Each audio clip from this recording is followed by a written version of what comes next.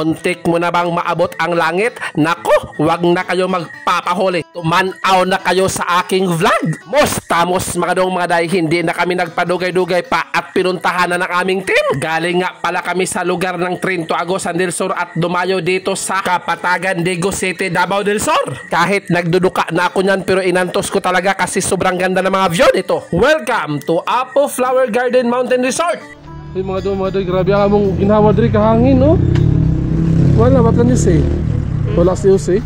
Sobrang excited ng mga tao dito. Grabe, nagkiningkoy sila sa pagnaog ng van. Sobrang bugnaw dito. Parang uyab mo na bugnaw na sa'yo. Wah!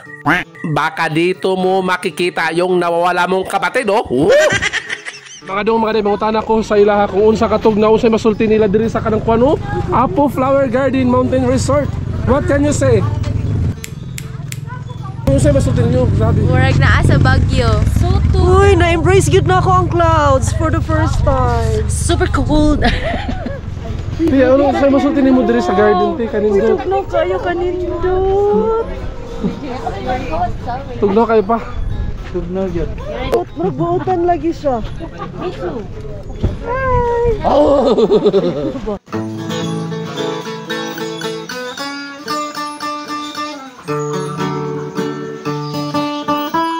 Pagsunod pa lang, wow na agad. Grabe talaga. Napakaganda talaga ng mga bulaklak dito. Lalo na kapag ikaw ay plantita-plantito. Makaka-relate ka talaga at grabe talaga. Parang i-uwi mo na lahat ng mga bulaklak. At meron silang wishing well dito, oh. Kung marami kang utang, mag-wish ka naman dyan para mababayaran mo na. Sa sobrang daming bulaklak, parang ikaw na blooming kahit single. Wow! May mga pathway na perfect sa OOTD photoshoot.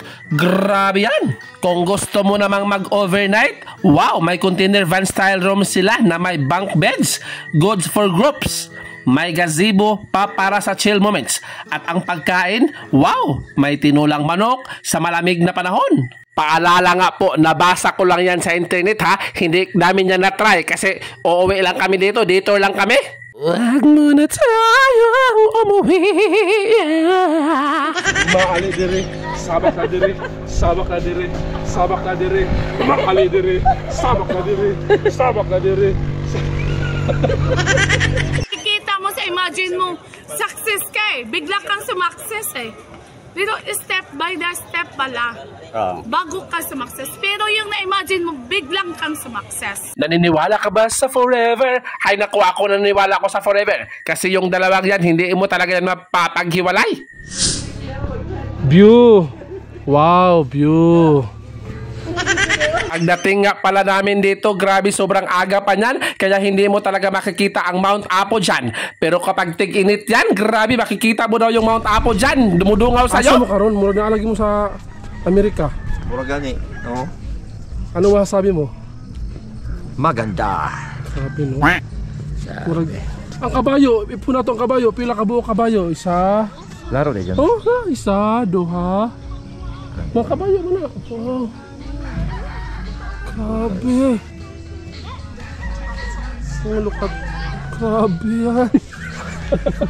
So far sa napuntahan ko, isa ito sa pinakamaganda. Kasi dito mo lang matatagpuan ang isang langgam na nakakuha ng isda kahit walang ginagawa. At tinanong ko yung anak ko at yung kanyang pinsan. Sabi ko, anong ginagawa nyo? Bakit naglusot-lusot kayo sa mga kahoy? Ang sabi nila, naghahanap sila ng mga damang. Kaya hinahanap ko yung isa kong anak na babae kasi nawawala siya.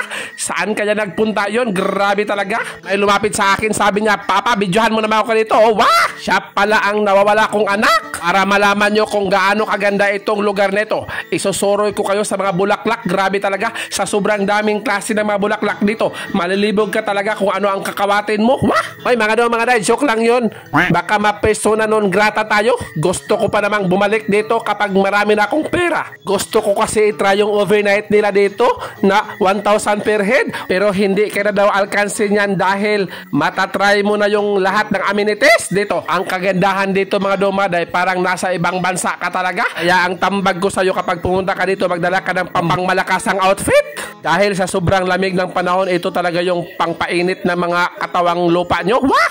Kaya sumama na kayo sa akin dito.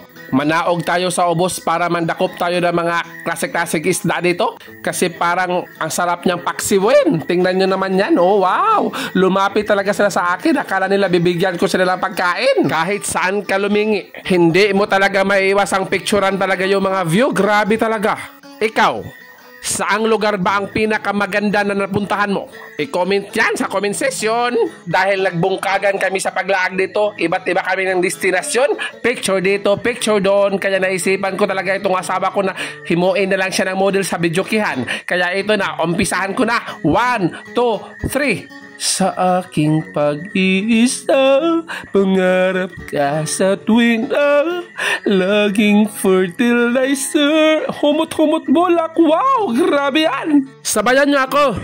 Agiliw ka, miss na miss kita. Grabe ang lamig mga dong mga day. Sa sobrang lamig talaga dito, pati yung boses ko naapektuhan na talaga. Wow! Sa sobrang libot-libot namin dito mga dong mga day, at naglilibog na kami kung saan pwedeng magpicture dito. Nagugutom kami at nagugusla. Grabe talaga yan sa pagsunod ko sa kanilang restaurant dito. Nagagandahan mga palamuti. Tingnan nyo yan, pang Instagramable talaga yung mga picturean dyan. Tingnan nyo yan, oh. Saan ka ba makakita ng bike na naglupad? Grabe yan.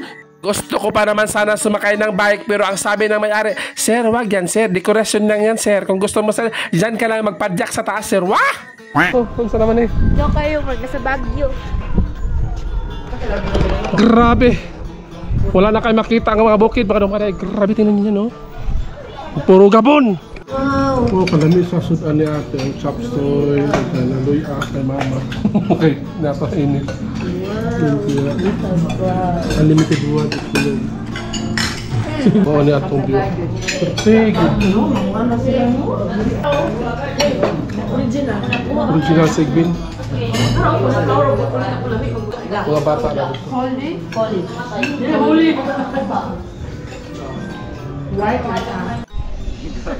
Bagyo man ay. Tugnaw kayo!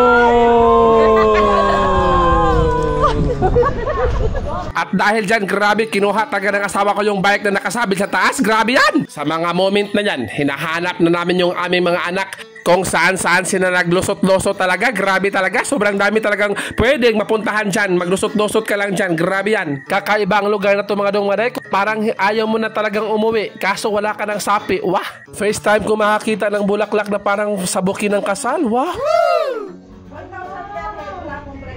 Free entrance, free swimming pool na po siya. Pero Wow.